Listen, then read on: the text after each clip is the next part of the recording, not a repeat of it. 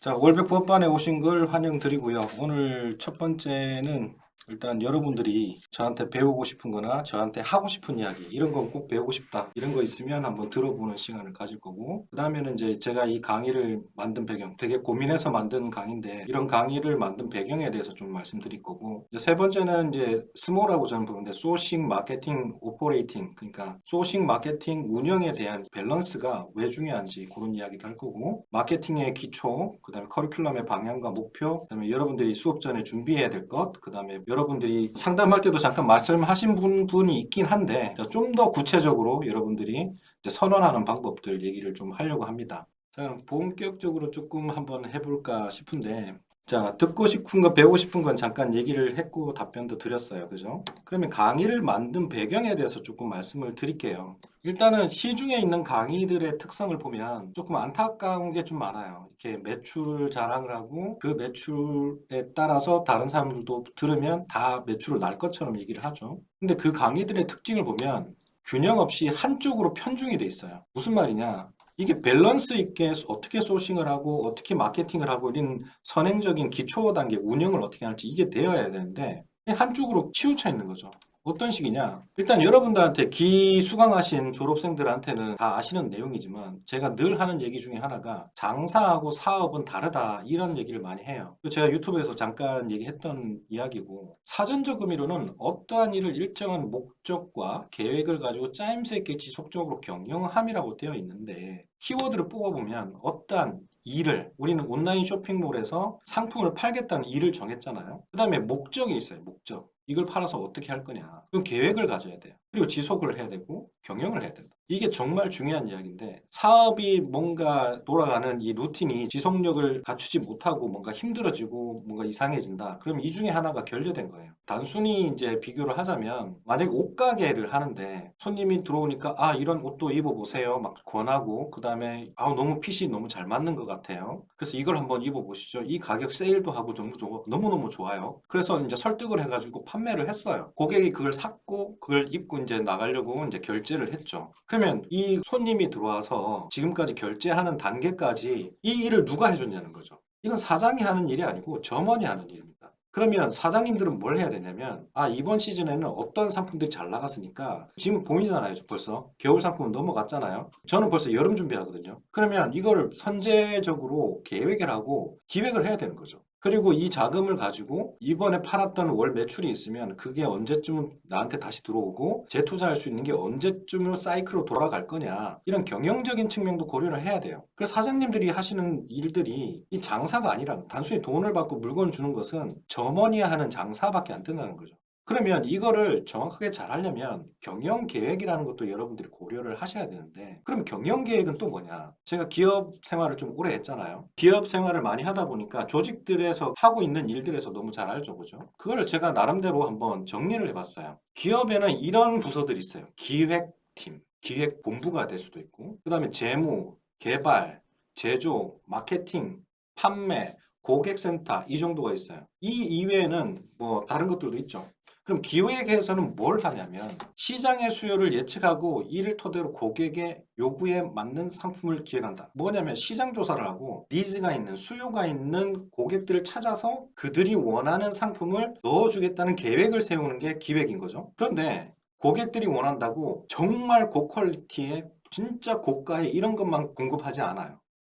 적당한 선에서 공급을 합니다. 적당한 물량으로 그렇게 기획을 하죠. 그럼 이렇게 해서 경영을 하겠다고 했는데 재무에서는 이걸 넘겨봐서 어떻게 했냐면 기획에서는 이렇게 기획을 했으니까 너희들이 받아서 내가 필요한 돈이 있는데 투자비가 필요해. 그러니까 이 사업성을 검증해주고 이걸 돌렸을 때 재투자를 위한 재무 상황까지 잘 파악한 다음에 나한테 돈을 줘. 그럼 내가 이걸 잘 만들어서 시장에 진입해서 사업을 할게. 이런 거죠. 그럼 재무는 그거를 판단을 해줍니다. 판단을 해보니까 이건 수익성이 없어. 있어를 판단하죠. 그 다음에 수익성이 있다고 하면 투자비를 주고 운영을 하라고 합니다. 네가 기획했던 거를 잘 해봐 라고 돈을 주죠. 그런데 이걸 받았으면 실제로 이제는 번째는 개발팀에서 어떻게 만들 거냐, 만드는 공법이라든지 제품에 대한 스펙을 정하고 개발을 합니다. 구체화하는 이 개발 속에서도 실제로 마진을 생각하죠. 개발도 마진을 계속 챙기면서 적정선의 제품을 생산할 수 있도록 개발합니다. 완벽한 제품을 만들지 않아요. 절대로 완벽한 제품은 이 세상에 없어요. 조금이라도 오류를 가지고 있고 조금이라도 결함을 가지고 있는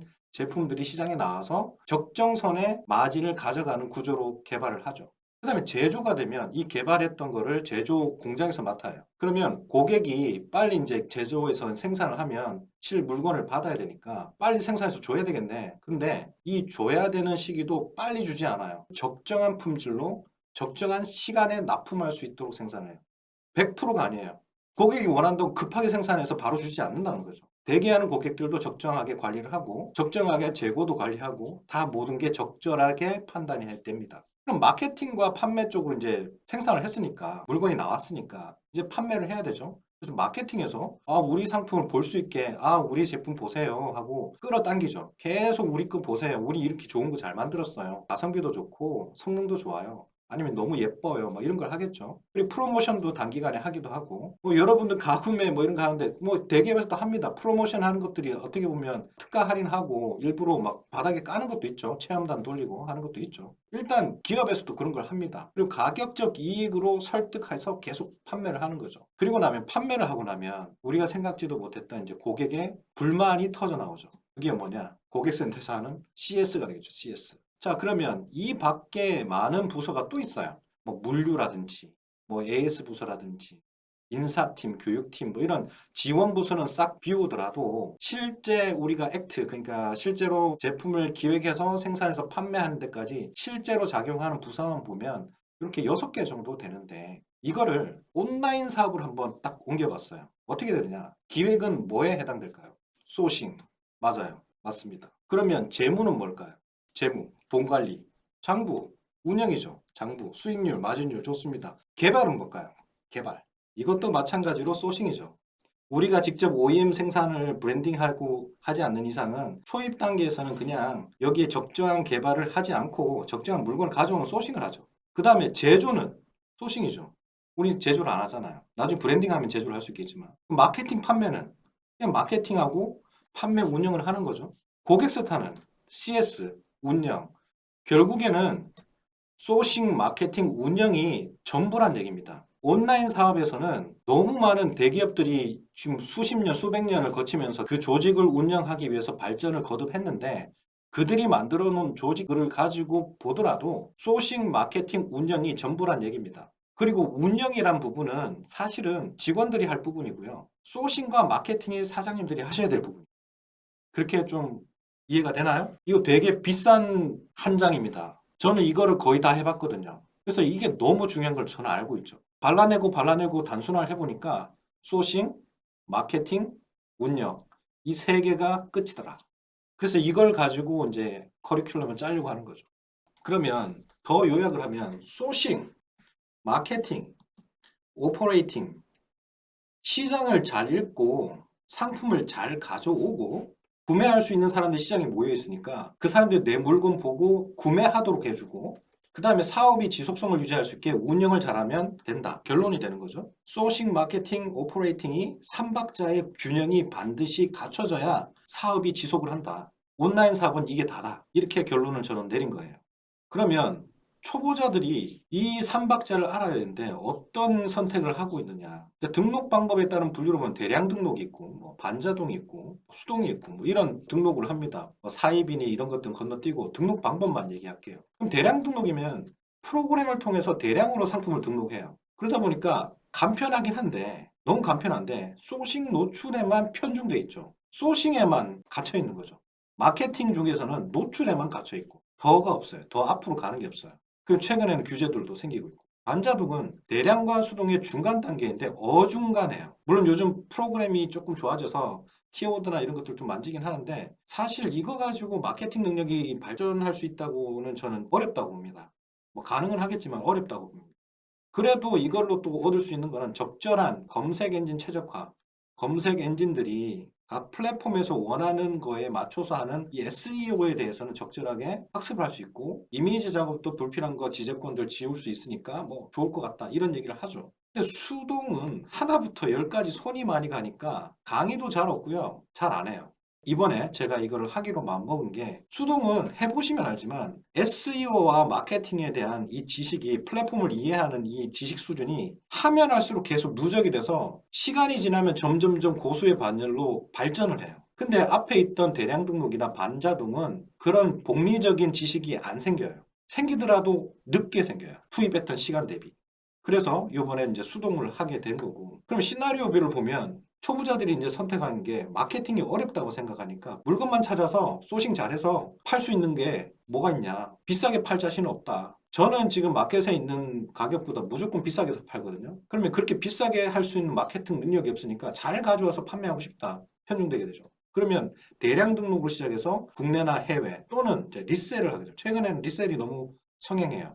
지금은 좀 위험합니다. 지금은 좀 그만해야 될 때고 아무튼 리셀로 매출 냈던 사람들이 강의도 많이 팔고 있어요. 그 다음에 잘 되면 그러면 잘 됐을 경우 이런 대량 등록도 하고 해서 잘 됐을 경우 잘 팔리는 키워드, 시장, 상품을 보는 눈이 이제 트이는 거죠. 그러니까 성공 경험으로 돌아오니까 이게 잘 팔리는 걸 내가 찾았구나. 팔리는구나. 그러면 잘 팔리는 상품을 찾아서 또 가구매 트래픽 어뷰징을 하죠. 그래서 이제 자본을 투입해서 상품을 키우는 거예요. 키웠는데 키우다 보니까 판매도 되고 자본력이 들어가니까 사입 쿠팡 그로스 같은 거 제트라고 하죠. 이런 거 해서 이제 판매량을 극대화하고 막 판매를 늘립니다. 근데 문제는 돈 몇 개가 와요. 왜? 쿠팡은 적어도 2달, 석 달이 이제 쿠팡이 묶이니까 단순 계산인 거죠. 내가 3천만 원 매출을 내서 20% 마진을 남기고 600만 원의 생활비를 내 수익을 가져가겠다. 뭐 마케팅 비용 다 하고 뭐 가구매하고 다 해서 딱 20%만 마진 남길 거야 라고 접근을 하고 3천만 원 매출 냈다. 그럼 나는 600만 원을 가져가요. 첫 달이죠. 근데 그 돈이 나한테 안 들어오죠. 그 다음 달은 다시 사입해서 그로스에 넣어야 되고 그럼 사입 비용 또 들어가죠. 정산은 또 안 되죠. 그러면 한 3개월 정도 묶이니까 결국엔 곱하기 3하면 1억 정도가 쿠팡에 묶입니다. 사입 비용하고 쿠팡에 묶여요. 그럼 자본이 있는 사람들은 이 테크트리를 해도 됩니다. 근데 초보자가 이 길을 가기엔 좀 힘들어요. 그래서 이 길보다는 초보 길로 가면서 이거는 이제 자본력이 흘러가면 그때 이걸 하면 좋을 것 같다는 생각을 저는 가지고 있고 잘 된 경우입니다. 어쨌든. 그러면 안 되는 경우에는 어떻게 되냐? 잘 안 됐을 경우에는 더 팔 수 있는 능력이 안 생긴 거죠. 상품을 보는 능력도 안 생기고 키워드를 읽어내는 연습도 안 되고 그럼 내가 안 된다는 생각을 가지죠. 그래서 프로그램에 비용적인 시간으로 매몰되기 시작해요. 비용적 시간적입니다. 아, 돈도 들어가야 되고 돈만큼 뽑아내지도 못하고 대량은 계속 갈아줘야 되니까 계속 그 작업을 해야 되니까 거기에 또 매몰되는 거죠. 시간 들이고 돈 들였는데 이제 안 되니까 보는 눈이 없어지니까 포기하기 시작합니다. 근데 한 번 더 포기 안 하고 해볼래? 라고 하고 포기하지 않고 다른 스터디 강의를 이제 들으러 다니죠. 더 좋은 방법이 없는지 다니는데 문제는 매번 같은 말입니다. 경쟁성 있는 키워드를 잘 찾아서 확등하고 다계정으로 넓게 많이 뿌리고 팔린 거를 고도화하고 리셀하고 이 말밖에 안 돌아오는 거죠. 근데 이걸 했는데 안 되는 거잖아, 이 사람은. 답답한 거죠. 그래서 이렇게 이제 돌고 도는 사람들이 있는 데다가 최근에는 대량 등록도 규제도 확대가 됐죠. 롯데온 같은 경우는 개정당 상품 수를 이제 2,000개로 제한을 했어요. 11번 가도 규제 강화로 노출 제한 상품이 확대되고 있죠. 상품명 같은 거 중복 단어 쓰면 노출이 안 돼요. 등록은 되는데 노출이 안 돼요. 검색이 안 됩니다.